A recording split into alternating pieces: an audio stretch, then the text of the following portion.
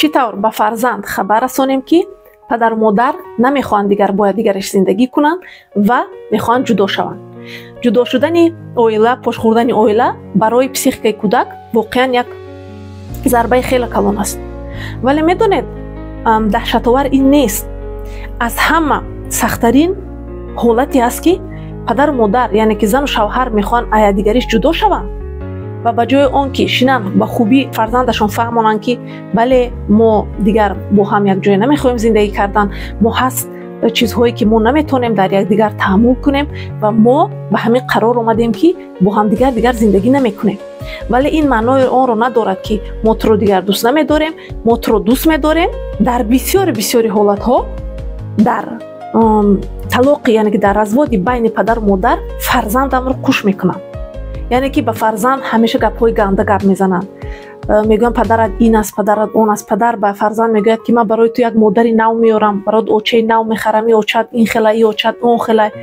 یعنی که همیشه گپ‌های گنده در نزد فرزند گپ میزنن و فرزند شاهد اون میشد که این پدر مادر با دیگریش اشنا میدهند، گپ‌های قبیح گپ میزنن و این یعنی که از جدا شدن این حالت برای فرزند خیلی بد است. چون که کودک ها همین خیلی وای دارن، پسیخ کودک همین خیلی خصوصیت دارد که آنها وقتی که کودکن فکر میکنند که یعنی که هر چیزی که در همین حیات میشود سببش آنها هستند و در همین حالتی که وقتی میبینن که پدر مادر همیشه با دیگر جنگ میکنن و فرزندان خودشون رو گناهکار میکنن، میگن ها ای بی من شد که پدر مادرم با دیگرش جنگ دارند، значит من سبب شدم که پدر مادر از دیگرش جدا شد، اگر من خوب میبودم پدر مادرم ممکن از دیگرش جدا نمیشد و همین خیلی دائم خودشون رو یعنی که عیبدار حس میکنن و همین با یک حس چوستوینی، یک حس عیبداری اونها به وایه میرسن و این خیلی